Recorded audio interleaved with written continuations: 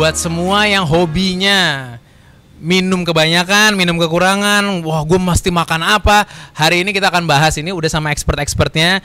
Ada Bang Gama di sini dari Nestle Pure Life, ada Dr. Grace nanti akan perkenalan juga, dan ada kok ketawa, dan ada Rifa Istamar, celebrity coach kita yang udah di sini. Luar biasa ya. Dan kita juga saat ini lagi live di Nestle Pure Life _ID.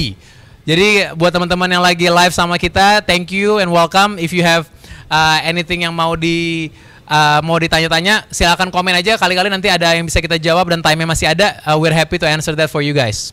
Oke, sebelum mulai banget nih ke pertanyaannya, mungkin boleh kenalan sedikit-sedikit nggak? Ini Bang Gama di NPL tuh sebenarnya ngapain Bang di sini? Ya, jadi selamat siang. Nama saya Gamaliel Eliza, lengkapnya bisa dipanggil Gama. Saya dari brand timnya Nestle Pure Life. Oke. Kalau yang berjaket putih. Jaket putih khas ya. Jaket putih khas nih. Biasanya seneng ngeliatnya, tapi begitu tahu harus ke sana nggak seneng. Gitu, jangan dong. Karena nih ada sesuatu nih gitu. Dr. Grace. Iya, saya Dr. Grace Jocelyn Corlesa. Saya biasa dokter yang sering bergerak di bidang olahraga. Nice. Terakhir Asian Games menangani timnas sepak bola wanita. Dan sekarang sedang menempuh pendidikan. Yes. Mengambil spesialisasi kedokteran olahraga. Wow, good luck. Sebentar lagi selesai kalau nggak salah. Amin, mudah-mudahan. Dan celebrity coach itu? Iya, yang rambutnya nggak kalah sama Dr. Grace. Apa nih? Siapakah Anda? Thank you Chris. Saya Rifa Istamar and I am a runner obviously, and that's it. That's it, a runner ya. Dan runner. udah berapa race yang diikuti? Lebih Banyak, dari berapa? Cukup banyak kalau race. Ya mungkin kalau starting mulai sering lari dari 2013. Mungkin kalau dihitung-hitung dari mulai race 5K, 10K sampai maraton ya mungkin ada 20-an lah. Ada 20 lebih ya? 20 lebih lah. Di Indonesia dan di luar negeri? Di Indonesia dan di luar negeri. Oke. Sip, thank you. Nah, buat teman-teman semua, again kita mau nanya nih, Bang Gama, 2 tahun berturut-turut 2018-2019 kita udah melihat Nestle Pure Life di Borobudur Marathon, ya kan? Pertanyaannya nih tapi, kenapa sih Nestle Pure Life mau berpartisipasi di Borobudur Marathon 2019 lagi, ataupun kenapa di Borobudur Marathon? Oh iya, kita mau partner up. Oke, jadi kenapa Nestle Pure Life mau berpartisipasi lagi di 2019? Sebetulnya Nestle Pure Life sendiri kita punya global campaign itu masa depan penuh kebaikan dimulai di hari ini gitu. Masa depan penuh kebaikan dimulai hari ini. Dimulai kalau dipanjang lagi dimulai dengan minum pure quality water by now. Oke. Nah, dengan begitu kita mencoba mengasosiasikan apa sih yang paling dekat dengan campaign tersebut adalah aktivitinya tentunya olahraga. Yes. Dan kalau kita ngomong olahraga, yang paling happening apalagi kalau bukan lari kan. Iya, betul. Jadi mulai itu di campaign itu dijalankan di tahun lalu 2018. Kemudian kita memutuskan untuk mensupport beberapa event lari, baik itu maraton maupun non maraton yang terbesar di Indonesia gitu. Oke. Dan tentunya kalau ngomong maraton, kayaknya yang the best juga yang dapat penghargaan tahun lalu siapa lagi kalau bukan Borobudur Marathon gitu. Jadi wah, terima kasih buat Borobudur Marathon lah. Saya senyumnya sedikit congkak tapi maaf ya, terima kasih gitu. Iya, well terima kasih. It's such a compliment juga buat semua tim Borobudur Marathon 2019 ya, dan semua yang berpartisipasi. Di sini air itu kan sebuah krusial ya. Ini buat semuanya di sini kita lihat bahwa ini mineral water. Di lari itu kita selalu butuh minum air. Malah sehari-hari butuh minuman air. Tadi udah dibilang mulai hari ini. Betul. Tapi kalau di lari saat ini, gue yakin banget buat semua yang lagi nonton pasti mikir juga kan kayak sebenarnya harusnya minum itu kayak gimana sih? Karena paling gampang minum biasanya kita tuh bilang tunggu aus gitu ya. Ya kalau aus minum, logikanya gitu kan. Ini mau nanya nih, karena tadi sempat ngobrol sama Rifa, dan Rifa tadi bilang satu statement. Kalau lo minum pada saat udah aus, itu artinya telat. Oke, itu maksudnya gimana, Fa? Apa tadi, dan dari pengalaman lo sendiri, cara lo maintain minum air tuh gimana sih, Fa? Before or during the race? Oke, kalau kita udah ngerasa haus, itu tandanya kita udah terlambat minum. Karena seharusnya kita nggak merasa haus, terutama pas lagi lari. Oke. Kalau kita mau maintain, kita bisa lari nyaman, badan nggak dehidrasi apa. Sebelum kita merasa haus, kita udah harus minum.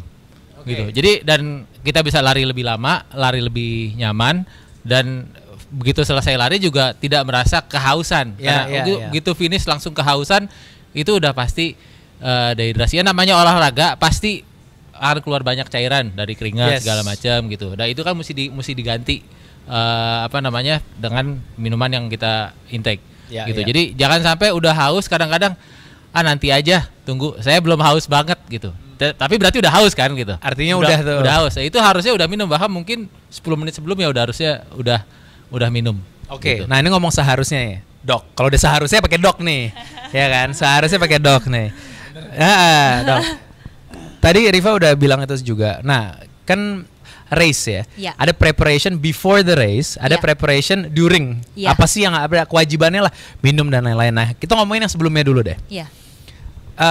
Ini banyak nih teori-teorinya nih, kalau aku baca, aku ngobrol sama teman-teman, ada yang bilang minum seminggu sebelumnya airnya udah banyak banget pokoknya, biar badan lu tuh nggak dehidrasi. Ada yang bilang seperti itu. Ada yang bilang kalau minum itu nggak boleh kebanyakan malahan. Sebenarnya gimana sih cara kita preparation, make sure badan kita tuh punya nutrisi yang cukup dan punya kadar pada saat kita ready untuk melakukan sebuah 5K, 10K, apalagi di sini kita 10K, half sama maraton ya? Iya, ngomongin cairan ya nih ya. Cairan. Ya. Bahkan sebenarnya ada beberapa guidelines yang memang akhirnya diciptakanlah guidelines itu dengan mililiter air cairan. Karena setelah kita hitung-hitung dari kebutuhan cairan itu perbedaannya nggak terlalu signifikan. Gitu. Nah, makanya sebenarnya kalau secara guidelines 4 jam sebelum kita race aja kita harusnya udah minum tuh. Udah mengisi sekitar 500 ml. 4 jam sebelum race, kita sudah harus mengisi 500. Mungkin pelan-pelan ya, nggak gluk-gluk gitu. 500 tuh kalau dua botol itulah. 330 nih. Jadi satu setengah yang botol gini ya. Ya, siapin 2 botol. Nah, nanti 1 jam sebelumnya atau 15 menit sebelumnya kita sudah isi lagi 250 ml. Isi lagi? Iya. Oke. Nah, biasa kalau di water station tuh 1 cup kita udah sekitar 150 sampai 250. Oke. Gitu. Jadi, nah ini soalnya, nih Riva pasti juga bisa testify. Banyak orang kalau udah hari H tuh udah nggak mikirin minumnya lagi tuh. Mikir minum nanti pas di water station. Padahal biasanya di race village itu pada saat sebelum mulai kita udah sediakan kan. Iya. Tapi kadang-kadang udah nanti aja, gue udah minum dari tadi di rumah. Iya. Dan biasanya orang suka takut minum karena takut ke toilet. Betul. Mesti kencing lagi apa segala macam. Belum lagi kalau toiletnya antri atau segala macam. Jadi mereka takut kalau nanti minum kebanyakan pada saat race udah kilometer berapa. Aduh, gue mesti nyari toilet. Jadi kalau memang misalnya nih takut tadi yang dibilang kalau akan takut pipis, sebenarnya pada saat kita proses berolahraga itu sendiri dengan kita beri keringat, itu sebenarnya kita susah loh untuk buang air kecil gitu. Keinginan untuk berkemih itu justru biasanya nggak ada gitu. Biasanya kalau makanya kadang orang dengan intensitas tinggi olahraga tuh biasa dia cairannya itu segitu diefisienkan untuk berkeringat, untuk menurunkan suhu tubuh, sehingga yang untuk buang air kecil itu justru yang belakangan, proses belakangan. Biasanya kemudian. Dan itu harus terus dijaga karena apalagi challenge-nya adalah kita di negara tropis dengan panas derajat Celcius sedemikian rupa. Magelang panas ya, Fa? Enggak, adem. Buat yang nonton dicek aja sendiri nanti. Coba cek weather gitu kan. Nah, itu udah tinggi tuh. Udah tinggi resikonya, ditambah humidnya. Jadi udah badannya panas, mau yang tadinya harusnya juga keringat untuk mengeluarkan panas, tapi karena humid juga dia susah nguapnya, itu jadi challenge tersendiri untuk olahraga outdoor. Apalagi kita kalau ngomong lagi jarak jauh ya misalnya gitu. Oke. Ini masih before, mungkin ketanya sama Riva ya. Fa, ada juga yang bilang kita harus latihan minum. Apa sih latihan minum? Maksud gue mungkin yang dengerin ini kayak lah minum aja latihan gitu ya. Tapi apa sih gitu? Jadi ya memang kadang-kadang suka ada yang sedikit menganggap remeh kalau ngapain minum latihan gitu. Karena yang paling simpel deh di water station. Kalau ada yang memang bisa lagi lari sambil minum, dia ngambil water station tanpa berhenti lari, pace-nya nggak turun gitu. Dia ambil, and then dia langsung minum. Ada yang nggak bisa, berarti harus berhenti jalan lah paling nggak, terus minum gitu. Tapi selain itu juga, selain melatih kebiasaan itu, sebenarnya kebiasaan minum ini juga harus dilatih pada saat kita justru jauh sebelum race. Pada saat latihan harian, pada saat long run terutama, karena dari situ kita tahu kita bisa ngukur saya harus minum di setiap berapa menit, atau mungkin kalau ada yang enak di setiap berapa kilometer apa yang saya minum, dan berapa banyak yang harus saya minum. Oke. Gitu. Kayak misalnya lari, kalau gue pribadi lagi latihan bahkan cuma lari 5K atau 6K gitu di weekdays gitu, gue selalu bawa botol kecil. Ya botol yang segede gini lah, dan ini memang enak banget dipegang ya, jadi nggak yang terlalu besar. Kalau yang botol yang agak besaran kan biasanya lingkarannya lebih besar. Ini pegang bawa satu, kayak cuman lari, paling nggak saya isi setengah. Kalau misalnya mau lari 5K di 2,5 kilo atau 3 kilo minumnya juga nggak langsung habis. Ya satu. Oh bukan Ya, enggak, sambil lari minum aja satu teguk, dua teguk gitu ya, kayak tadi dokter bilang 100 mili or 150 mili gitu. Kalau misalnya ukurannya cup tuh mungkin cuma seperempat cup itu minum, and then bawa lagi gitu. Dan itu dibiasain, dan biasanya jarak, kalau aku biasanya karena biasanya race di Indonesia kebanyakan water station setiap 2,5 kilo. Pada saat latihan dari 3 bulan masa latihan, setiap 2,5 kilo kalau lari biasain minum. Nah, ngomongin soal air nih Bang Gama. Sekarang kita tuh kayak ke-expose banget, air tuh banyak banget jenisnya. Banyak banget jenis-jenisnya dengan kekuatan-kekuatannya masing-masing lah katanya kayak gitu. Nah, kalau di sini sendiri sebenarnya air tuh yang bagus buat yang beraktivitas tuh kayak gimana sih sebenarnya? Quality kan ini boleh dibilang Nestle Pure Life adalah expert ya di dalam bidang air ini. Jadi kalau menurut BPOM, karena kan kalau ngomongin makanan minuman udah pasti harus lewat BPOM dulu deh. Betul. Kalau untuk air minum itu BPOM itu membaginya ada 4 klasifikasi air. Yes. Jadi air mineral, air demineral, kemudian ada air oksigen, sama yang terakhir air alkali yang pH-nya tinggi. Ya. Nah, kalau antara air mineral sama air demineral, bedanya adalah air mineral itu yang mengandung mineral yang dibutuhkan oleh tubuh. Sedangkan air demineral itu adalah air yang melalui proses demineralisasi sehingga dia tidak mengandung mineral sama sekali di dalamnya.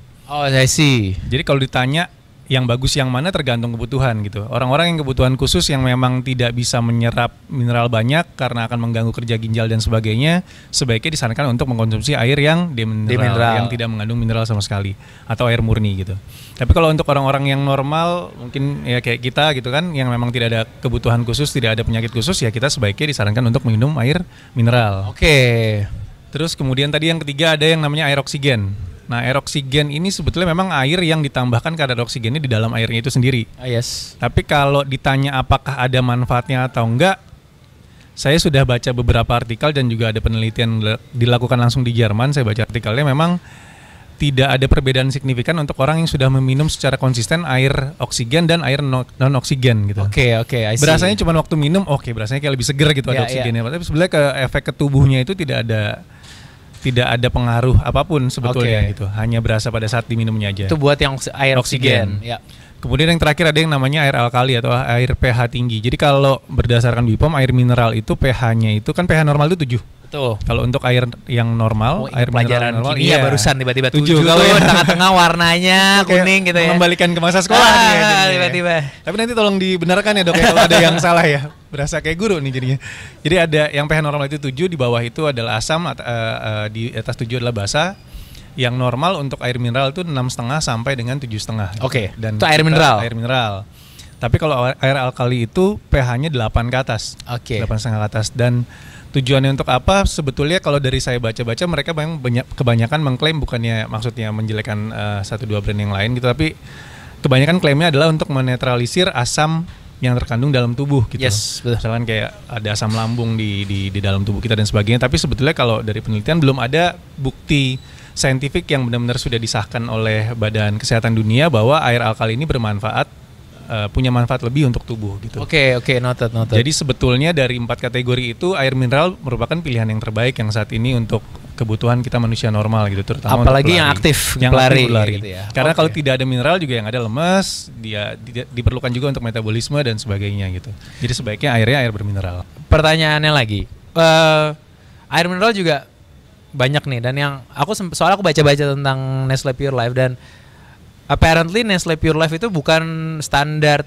nggak menggunakan standar lokal. Itu maksudnya itu gimana sih? Nestle Pure Life ini bisa dibilang satu-satunya air minum yang diproduksinya di Indonesia lokal, Yes. tapi menggunakan standarnya standar internasional gitu. Karena kenapa kita bagian dari Nestle Waters di global, semua standarnya kita bukannya mengacu di standar nasional Indonesia, tapi kita mengacu di standarnya Nestle Water Global yang mengacu ke standarnya WHO. Gitu. Standarnya WHO. Jadi sebagai contoh parameter untuk air minum dalam kemasan di Indonesia berdasarkan SNI itu jumlahnya cuma sekian puluh lah, Ya. 30-an something. Sedangkan yang kita pakai itu sampai 119 parameter Wow. kualitas untuk menghasilkan suatu Hampir 4 kalinya. iya, botol yang kita lihat di depan kita ini. I see, Nestle Pure Life gitu. Oke. Ini ada satu hal yang sering dibicarakan sama teman-teman runners ya. Teman-teman runners tuh sering mengatakan bahwa untuk Makasih. kita harus mencegah dehidrasi gitu ya. Dan tapi kadang-kadang ada yang juga bilang habis itu overly drinking nih. Minumnya kebanyakan. Atau ada argumen yang sering ya, jangan minum kebanyakan. Kebanyakan tuh seberapa banyak sih? Ya. When do we know kalau kita minumnya udah kebanyakan, Dok? Oke, yang pertama secara guideline setiap 15 menit. Jadi bukan setiap jarak ya, setiap waktu. Bukan jarak, Waktu. tapi waktu. Waktu. Jadi walaupun water station kita dibuat per 2,5 kiloan, Iya. Dan nanti akan makin lebih dekat lagi ke depannya, itu bukan harusnya itu waktunya yang dihitung. Per 15 Buat menit. per individualnya ya. Iya, tapi ini secara teori ya, secara guideline. Jadi tetap harus benar yang Mas Kifa bilang harus tetap dilatih. Oke. Gitu. Nah, terus kemudian kalau misalnya kita kebanyakan itu pasti berasanya biasanya perut kita mulai bloated tuh, kembung, mulai berasa bawa Ya. cairan nih di dalam perut. Nah, itu biasanya itu berlebihan. Kemudian yang per 15 menit itu biasanya 150 sampai 250. Per 15 menit 150 sampai 250 Sampai yang tadi 250 yang cup itu ya. mililiter. Ya. Iya, biasa sudah disesuaikan tuh untuk Yes. di water station. Kemudian kenapa bahaya pada saat minum terlalu banyak? Karena kita dilute si sodium itu atau garam di dalam tubuh itu kita encerin. Oh. Malah jadi kondisi kurang garam atau hiponatremi bahasa Itu medisnya. Efeknya apa tuh? Bisa sampai pada kejang, Wah, muscle spasm lah awalnya. muscle spasm. Ototnya tegang. Nah, baru mau bilang. tegang. Nah, baru mau langsung pegang-pegang paha nih gitu lah. Jadi kurang sama lebih sama gitu kan jadinya bahayanya. Soalnya kadang-kadang bilang, mau kram nih minum terus. Itu Berlebihan jadi. Itu akhirnya juga muscle spasm bisa Iya, terjadi. Iya. I see. Nah ini yang aku mau tanya ke Bang Gama. Tadi udah panas-panasnya kayak gini kan. Dari Nestle Pure Life nanti dan tim Borobudur Marathon kan udah tektokan terus nih. Nanti air itu akan dibuat seperti apa? Dan nama dokter boleh ditanya nih, dingin banget kah? Kita akan dinginkan kah? Kita akan angetkan karena ini juga Randes beberapa bilang air anget tuh yang paling kuat buat badan katanya gitu. Katanya, tapi nih nggak boleh nih Bang Gama dulu apa Dokter Grace dulu nih yang mau cerita tentang. Oke, untuk Borobudur Marathon sendiri sama seperti kita support event-event lainnya sih, airnya sih secara penampilan sama aja. Airnya ya air ini gitu. Airnya hari ini. Nestle Pure Life, dan kita menyediakan itu di 24 water station sepanjang rute lari yang fullnya 42 km. Jadi yang tadi benar sekitar 2,5 km, dan untuk di water station kita sediakan dalam formatnya cup. Yes. Yang kurang lebih isinya 150 mili. Untuk di finish line baru kita sediakan yang 600 mili yang full. Botol-botol yang besar. Iya, jadi kalau ya. minum biar kembung-kembung, yang penting udah di finish. Kalau di finish boleh lah ya. Udah gitu. nggak mikirin kantong air lagi tadi kan, istilah kantong air itu. Jadi itu, dan kalau bicara suhu, memang suhu idealnya itu antara air yang sejuk di 15 sampai 20 derajat gitu. Jadi kita akan jaga kurang lebih temperatur suhu si airnya sendiri di suhu tersebut. Nah, suhu yang sejuk tadi ya. Iya. Dokter Grace nih, ini boleh di validate atau di challenge. Ya. Ada yang gue suka minum air yang dingin banget katanya. Yang bener-bener kalau bisa tuh ada krenyes-krenyes Sampai esnya gitu esnya loh. ya. Ada kayak gitu kan. Apalagi lagi panas-panasnya. Sebenarnya yang bagus buat kita tuh ada nggak sih? Apa water temperature tuh sebenarnya nggak masalah? Kalau misal pada saat olahraga justru harus yang sejuk, karena tujuannya adalah terutama di udara yang panas, humid, itu harus mendinginkan suhu tubuh. Oke. Harus suhu tubuhnya harus tetap terjaga, jangan sampai terlalu tinggi. Nanti akibatnya tadi bisa heat related illness. Ya. Pertama adalah heat exhaustion, kecapean karena panas, pingsan bisa, yang sampai paling buruk itu sampai heat stroke. Apabila tidak tertata laksana dengan baik sampai ke heat stroke. Oke, I Nah see. gitu. Nah kadang orang bilangnya kalau gitu minumnya air dingin. Saya lebih suka bilangnya sejuk tadi 15 Oke. sampai 21 derajat. Kenapa dok? Untuk mendinginkan suhu tubuh tadi gitu. Bukan, tapi kalau bilang dingin tuh maksudnya Nanti es batu, air es bener-bener air ada es batunya atau ada kenyes-kenyes es batunya. itu nggak baik sebenarnya atau? Lebih nggak gampang diserap. Dengan suhu sejuk itu lebih gampang diserap. I see. Oke. Gitu. Ini kita kan juga selain air, we have to maintain our calories ya. Iya. Kalori itu hal yang harus kita jaga. Sampai orang-orang tuh seneng seminggu sebelum maraton tuh katanya ini heaven banget. Gue boleh makan apa aja. Ini carbo loading time. Begitu udah selesai hari Minggu terakhir, dari Senin nasi goreng 2, pastanya 2 piring, bami goreng 3, ekstra martabak, nah gitu kan. Ini sebenarnya gimana sih? Iya, emang tuh kadang-kadang kalau ketemu, ya ampun makan lagi banyak-banyaknya gitu amat iya carbo loading gitu, alasan ya carbo loading. Padahal sebenarnya betul carbo loading, tapi sistemnya suka salah. Jadi setiap orang kan punya kebutuhan kalorinya masing-masing ya. Ada yang 2000, ada yang 2500, ada yang 3000 dan sebagainya, tergantung ototnya dan sebagainya. Nah, yang paling benar itu bukan karbohidratnya porsinya kita tambah, misalnya biasa makan sepiring jadi 2-3 piring, tapi yang benar adalah persentase karbohidratnya yang kita tambah. Runner itu kan makannya karbohidrat ya, sumber utamanya karbohidrat. Betul. Si pejuang karbo itu kan. Betul, pejuang karbo. Ya kan? Nah, biasanya memang sehari-hari yang biasanya 50 sampai 55% dari kebutuhan kalorinya karbohidratnya dinaikkan jadi 60 sampai 65%. Jadi porsi proteinnya mungkin yang diturunin gitu. Itu berapa lama sebelum Seminggu. race day? Sembari menurunkan pace ya biasanya, menurunkan jarak ya biasanya. Jadi Kalau seminggu misalnya itu latihan. memang boleh. Boleh. Tapi jumlah kalorinya tuh Tetap tetap persentasenya karbohidratnya yang ditinggiin. karbohidratnya yang Betul. dilakukan. Oke. What's your carbo loading menu, Pak? Kalau ini kita ngomongin atau biasanya rutinitas lo gimana? Apakah mirip sama yang Dr. Grace bilang tadi? Oke, yang sudah gue lakukan itu gue nggak pernah, kalau misalnya apalagi udah mau carbo loading mendekati race day ya, nggak pernah makan karbo yang aneh-aneh selain yang udah pernah gue makan dan gue udah tahu rasanya. Gak Definisi jauh, aneh-aneh itu adalah yang lo belum pernah coba. belum pernah coba. Jadi kayak gue senang makan nasi, gue bisa makan pasta gitu ya. Jadi kalau memang oke lah seminggu sebelum race mulai harus memang ada carbo loading, gue harus memperbanyak karbo yang masuk ke badan gue. Ya karena gue memang terbiasa makan nasi misalnya setiap hari, ya gue makan nasinya sedikit lebih banyak. Ya kalau ibaratnya satu piring, tadinya mungkin kayak misalnya nasinya setengah, terus sisa setengah piringnya tuh isi lauk segala macam. Ya ini jadi di setengah banyakin dikit. Lauknya tetap ada yang lain gitu. Itu kalau misalnya kita terbiasa makannya nasi. Yes. Kalau mungkin terbiasa makannya pasta juga ya porsi pastanya aja dibanyakin, tapi ya tetap di satu piring yang itu gitu. Jadi nggak jadi piringnya jadi 3. Tapi dari segi nih sekarang, pada saat lagi lari, perlu nggak sih nambah kalori lagi? Kalau Riva gimana? Kalau gue biasanya Atau makanan lah asupan ya pada Ya. saat race? Pada saat race gue biasanya bawa gel. Ini ada tertentu nggak? 10K, 21, half marathon ataupun maraton? apanya nih? Semuanya pasti bawa gel atau? Kalau misalnya untuk 10K sih, kalau memang lagi mau ngejar target performance atau apa, mungkin bawa 1 lah cukup kalau lagi 10K gitu. Half marathon mungkin lu bisa bawa 2 or 3 maksimum gitu. Maraton kalau gua personally gua bawa 6, tapi 1 ini buat backup biasanya. Ya, kadang-kadang ada aja lagi lari gitu diambil, set jatuh. Gue pernah terjadi sekali lagi maraton bawa 4 gel kan, udah pakai alatnya taruh 4, lagi lari ada tanjakan, pas nih ambil gel, udah hilang semua di belakang. Udah hilang semua di belakang, jadi kayak no. Jadi I would agree untuk membawa extra spare itu. I would agree. Yang gua minum akan 5 sepanjang rute maraton, tapi gua bawa biasanya 6 1 buat backup. Kadang-kadang jadi berat atau apa ya, you never know kalau lagi maraton apa aja kayak bisa terjadi kan. Dia bawa 4 pernah hilang teman-teman. Jadi itu bawa terus diminum biasanya kalau buat gue, karena gue udah coba sepanjang latihan dan beberapa kali maraton, gue minum itu di setiap 8 kilo. Kalau mungkin tadi di convert ke timing mungkin itu di sekitar 45 menit or 40 sampai 45 menit. Oke. Gitu. Itu gue minum 1. Dan yang penting juga mungkin teman-teman runners kadang-kadang suka agak lupa atau mungkin pura-pura lupa. dipelajari yang kalau karena gue suka gel, dipelajari gel itu isinya apa aja. Oke. Jadi jangan coba oke ini gel dipakai si A.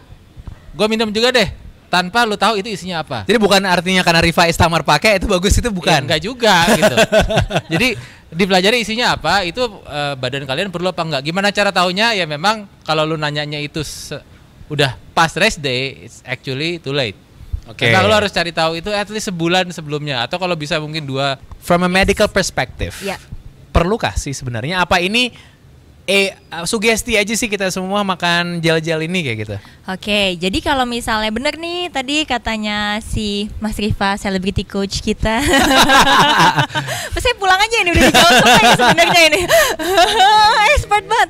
Jadi memang benar. Nah, pilihan juga penting. Jadi benar kalau misalnya kita bisa mendapatkan karbohidrat dari plant based bisa gitu. Tapi juga dipilih kalau misalnya H-1 sebelum kita race, kita hindarin tuh terutama apalagi pas lagi sarapan ya, kita hindarin yang tinggi serat gitu. Lagi sarapan race day nih ya. Oke. Atau sehari sebelumnya biasa udah jangan yang serat-serat deh, high GI, glycemic indexnya yang tinggi. High GI itu artinya Glycemic indexnya tinggi, jadi kandungan gulanya tinggi, gampang contohnya diserap. apa contohnya, Dok?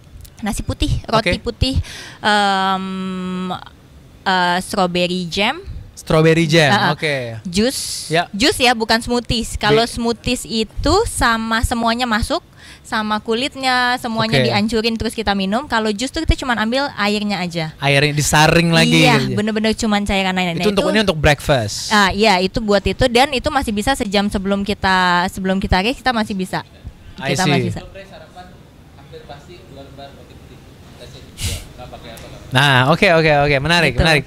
Terus kemudian kalau power gel tadi memang kalau misalnya ngomong-ngomong waktu lagi secara teori itu, kalau misalnya di bawah 1-2 jam itu kita masih bisa menggunakan dari kadar glikogen yang kita punya di otot. 1-2 jam berlari. 1-2 jam gitu. Atau kadang kita daripada resiko 1 jam tuh kita masih aman dari cadangan yang sebelum kita makanan kita sebelumnya. Oke. Gitu. Nah, kalau udah panjang memang di atas 90 sudah masuk mulai ke 90 menit itu biasanya kita udah mulai tambahin.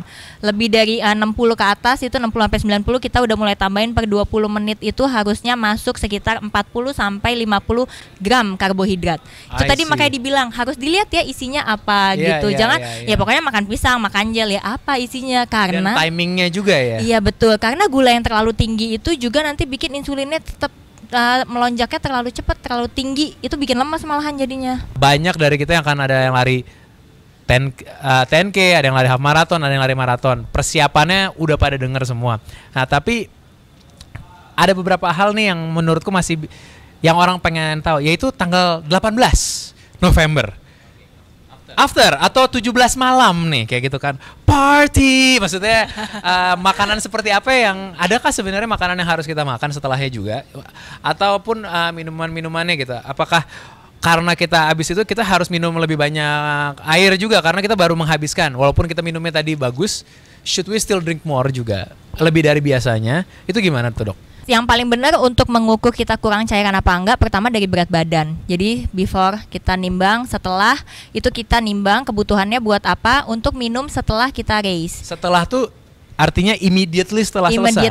Nah udah gitu nanti itu untuk melihat karena apa, kepentingannya untuk mengisi cairan lagi ya, untuk mengisi. Jadi sekitar setengah kilogram yang hilang itu kita harus isi dengan 600 ml. Setengah kilogram diisi dengan 600 ml. Ya bisa pelan-pelan dalam jangka waktu sejam itu udah harus diisi 15 menit sampai sejam itu udah harus digantikan. Oke. Gitu. Karena ada juga aku tahu orang-orang yang suka lupa minum setelah race ya immediately kayak gitu. Karena ya rasanya aduh gua habis minum sepanjang 42 kilo udah pengennya minum malah langsung minum es dan lain-lain, tapi kan kadar waternya tadi ya dan mineralnya juga belum tentu sesuai yang kita butuhkan kayak gitu. Ini artinya butuh sekali dalam 1 jam pertama itu kita mereplenish. Iya, replenish gitu. Oke.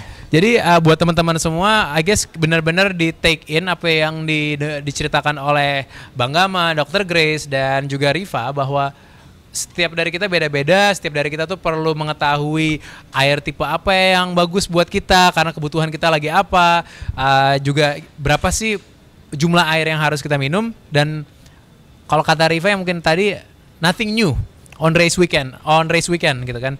Jadi latihlah dulu konsumsi semuanya ini. Bang Gama, terima kasih. Dr. Grace, terima kasih. Sama-sama. Celebrity Coach, terima kasih. Thank you banget semuanya. Ini kita harap bisa nge-share ke teman-teman bahwa it's very important untuk bisa mengkonsumsi the right air dan kalori pada saat lagi race. Dan buat semuanya, see you tanggal 17 November 2019. Malah sebelumnya kita akan ada di Race Village dan tempat-tempatnya. Please say hello. Make sure makan makanan yang tepat, make sure minum minuman yang tepat, rest well, dan nanti kita akan ketemu semuanya di finish line. Terima kasih semuanya. See you at the next Borobudur Marathon Radio. Bye.